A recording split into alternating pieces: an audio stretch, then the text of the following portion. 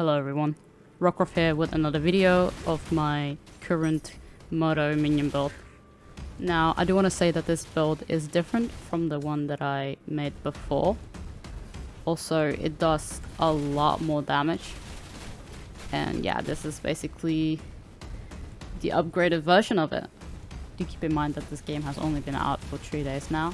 And there's still a lot of things that I want to do. I still want to upgrade the build further. I still want to craft my gear since I haven't done that yet. But of course, when I get those upgrades, I will show you guys those upgrades. So before I get into this video, I do want to tell you guys that the build right now is very squishy.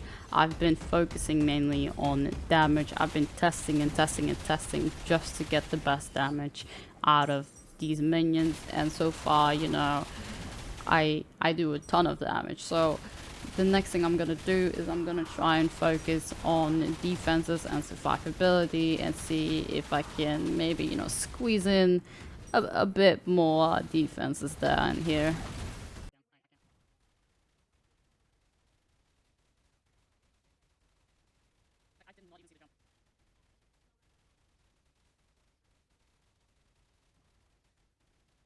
No, you're not doing it, huh? Now that I'm looking, it's not doing it.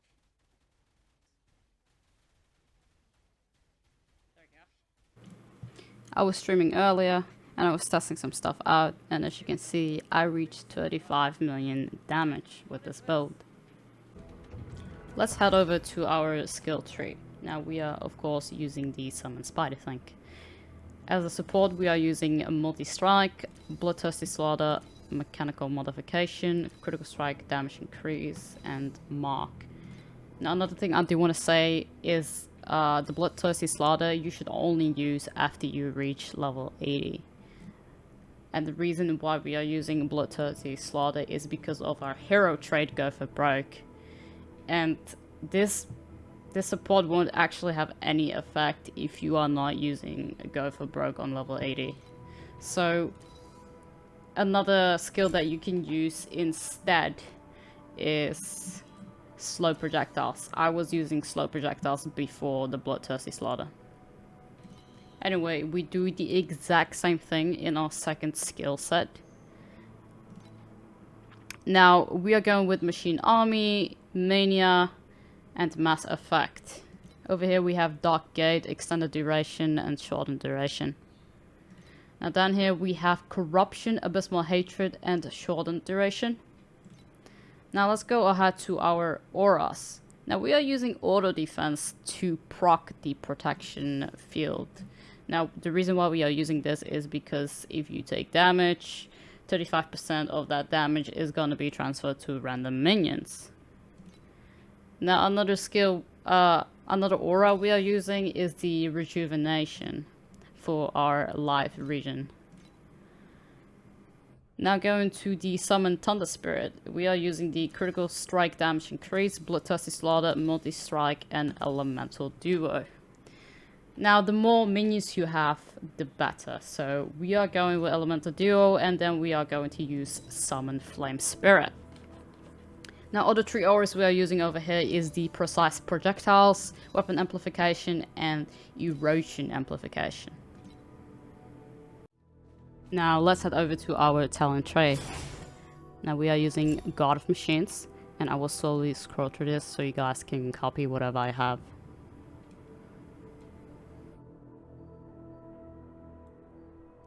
Now on 10 points we will be using Orders for the minion attack and cast speed. On 20 points we will be using Mighty Guard for the +3 minion skill level. Going over to our second tree, this is the Alchemist. Now I will slowly scroll through this again so you guys can copy whatever I have.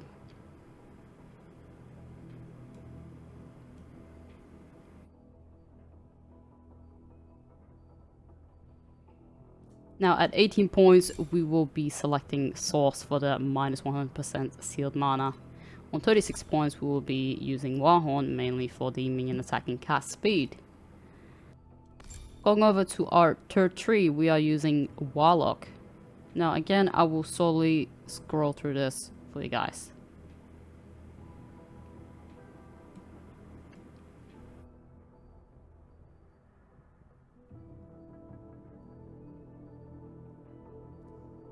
On 18 points, we will be using Merciless. The cooldown recovery speed lets us use Overload for a longer time. Now, on 36 points, we will be using Off the Beaten Track for the +3 support skill level.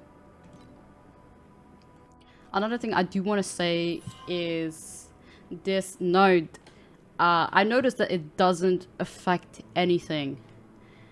Like, I have asked around and I didn't really get an answer to whether this is a bug or no, because, well, as you can see in the skill section, when we click on our Summon Spider tank, it says it's a spell. But it doesn't give us the +2 from that Warlock tree. So, yeah. I don't know what's gonna happen. I might get an answer or no, but, you know, once I get an answer, I of course will let you guys know. Let's head to our hero trait. Now on level 15, it will be unlocking Order Calling, which gives a 120% overload effect. Means lasts 10 seconds longer when getting overload, and your minions will prioritize the last enemy you hit. On level 32, we'll be selecting All In for the increased overload effect. Means overload effect will decrease per 0.2 seconds up to -180%, and overload grants +40% critical strike rating. Now on level 15, we unlock a Veteran, and a Veteran will give us increased damage, life, and this will, of course, it will stack up to 20% and 25%.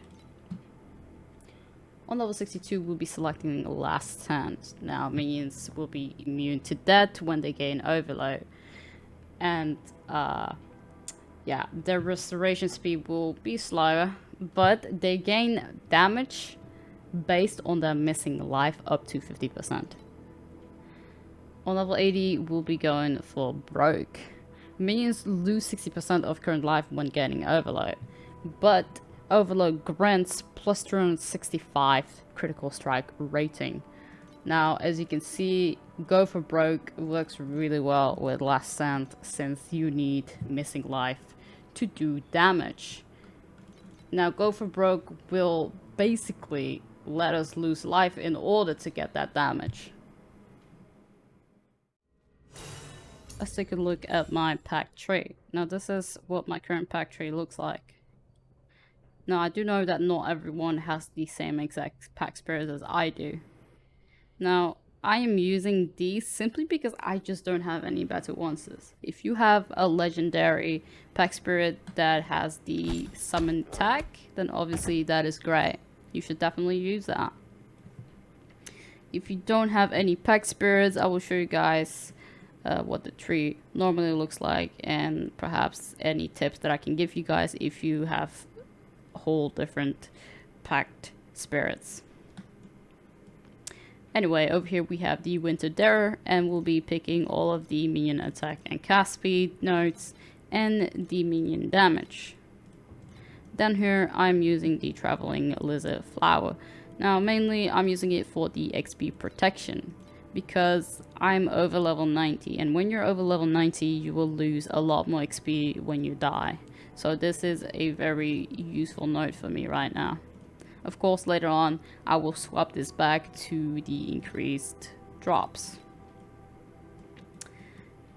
And over here I have the Ewu Amber, simply because it's rank 3. Now as you upgrade Pactspirits, it comes with bonuses, as you can see, and one of those bonuses is an additional Pact point. So of course I will be able to select more points with all of these together. Now this side is basically the same as the normal Pact tree, and we will be picking all of the nodes on this side. Anyway, let me remove all of these to show you guys what the tree looks like without any of the spirits. Alright, here we go. So, if you do not have a lot of resistances, then I would highly recommend you to go for the elemental resistance nodes over here. if you are capped, then I would pick the minus extra physical damage taken for better survivability. Now, as I said, you know, these trees on the bottom and on this side looks the same, and well, it is the same because I haven't really swapped out that much when I use these spirits. But also, as you can see, you know, I am missing some points right now because I do not have the Pactspirits in here. So yeah,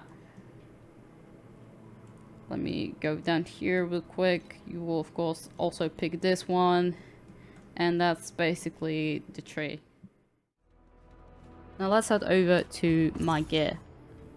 Before I show you guys my gear, there's a couple of things that I want to tell you guys. And one of those things is you don't have to get the exact same stats as I do. If you're missing one or two stats, that's totally fine. If you find something similar, then you should go ahead and use that. Another thing I want to show you guys is how I pick my gear. Now, a lot of people have been asking me, what exactly do you look for in gear? Well, for example, over here, I have a ring, which gives me life regen, max life, and erosion resistance and intelligence as well. The elemental damage and spell damage does not do anything for us. Now over here I have another ring which gives max mana, erosion resistance, cold resistance, and movement speed. So which one do I pick to use? Well, simply you want to prioritize resistances. Now if you go to your info tab, if you do not have 75% on each one of these, now the erosion doesn't really matter, it's just the lightning, cold, and fire. So if you do not have your resistances capped, you should definitely go ahead and use the one with more resistances. If you have your resistances capped and you want a bit of life, well, this is your ring. Anyway, let's head over to my current gear now. So this is my helmet. The main mods are minion max life, armor, fire resistance, and erosion resistance. Cast speed also helps us with one of the Warlock nodes that we picked. So all of these nodes down here are very useful to us. Now this is my chest. It gives me maximum energy shield, maximum mana, even more mana. Elemental damage does not do anything. Minion damage, elemental resistance, and I enchanted it with lightning resistance. Now this is my amulet. Now the main reason I've been using this one as well is because of the minion attack and cast speed, which is very useful.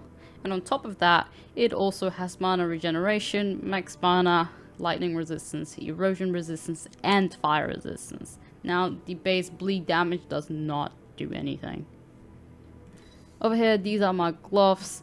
Now the only reason I'm using it is because this caps my resistances.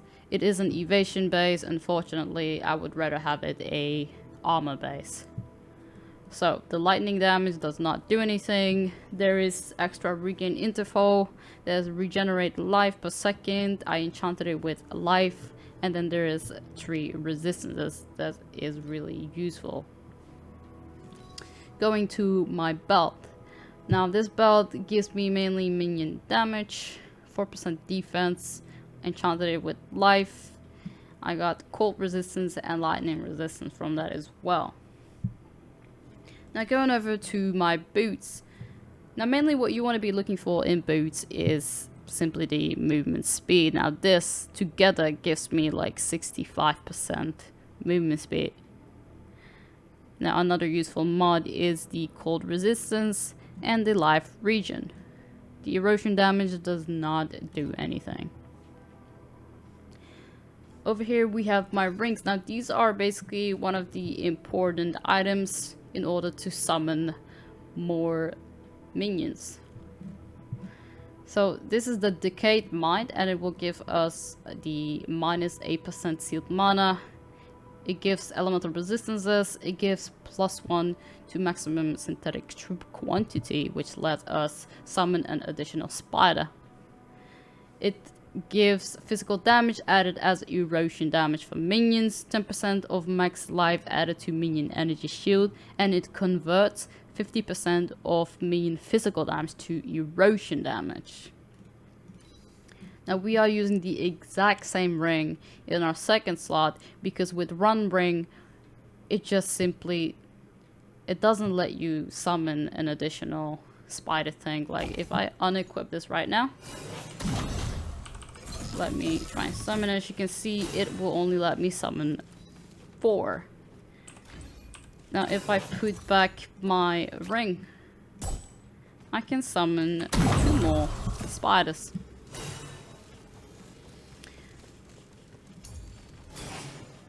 Alright, now we will continue to my weapon, which is currently the interlocking saw. I do plan on replacing this with a wand. And yeah, the interlocking saw is just a very useful weapon, honestly. Like, it gives minion damage, strength and intelligence, even more minion damage, minion max life, minion duration. It consumes 5% of your life, but you know, that's not too bad, because this entire hammer is great. And then down here, there is even minion life regeneration. Now you can use a shield as your second, but currently I am not using a shield. I am simply rocking another interlocking soul over here, as you can see. But this is totally up to you if you want to use a shield or no. So yeah, you decide if you want to have it like this or have it like that.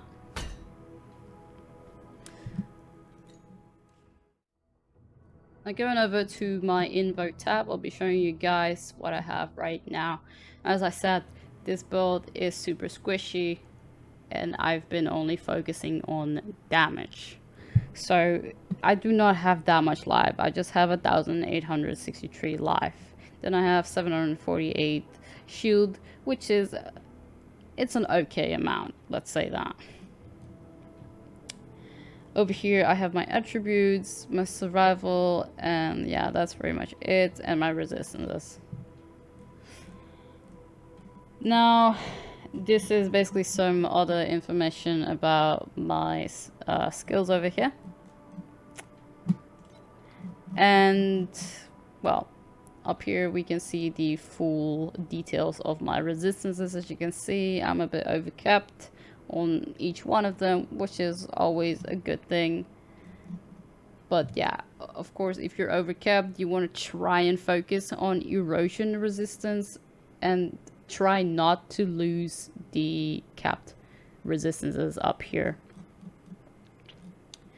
So over here we have survival. I got my armor on 4,000, which is not too much, I guess, and I have almost 4,000 evasion, which is also not that much, but you know, it is what it is right now, and eventually I might be able to make it even tankier, or well, we'll see what I can do about it. Anyway, here are my life stats, and going on to the next page, this is my movement speed modifier, which is 62%.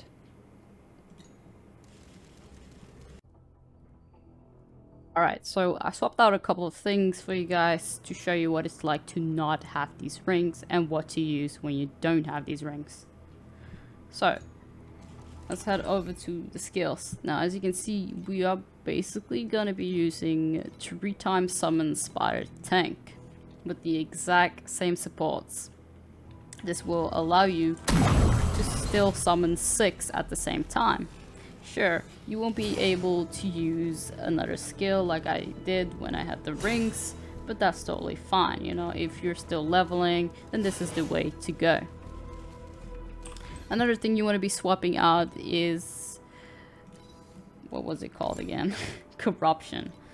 Alright, so we're swapping out corruption for vulnerability simply because our rings converts all of our physical damage into erosion damage, and that will basically make vulnerability useless to us.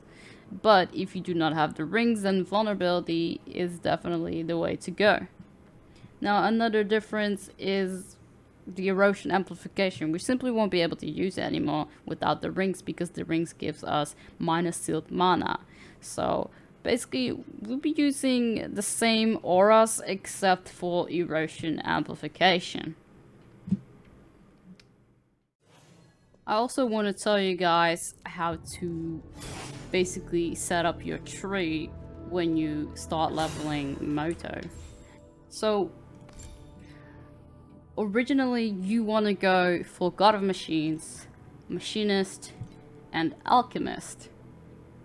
Now eventually we're going to be swapping out the Machinist for the Warlock, and in order to do that you have to move your Alchemist to the middle in order to use Warlock. So that's the way to go. Now if you are using Machinist, then of course you want to be selecting minion damage nodes, the minion attack and cast speed, critical strike rating, minion damage over here, and projectile speed. Let's see, is this useful? I mean, yeah, you're probably gonna need this in order to get over here anyway, or at least over here. We're also gonna be selecting the physical damage, the minion attacks to ignore armor. We're not selecting that one. We're going up here, a chance for synthetic troops to deal double damage, and then synthetic troop skill level. Now all the other nodes that you would want to select, that is totally up to you, but you want to focus on maybe your own life.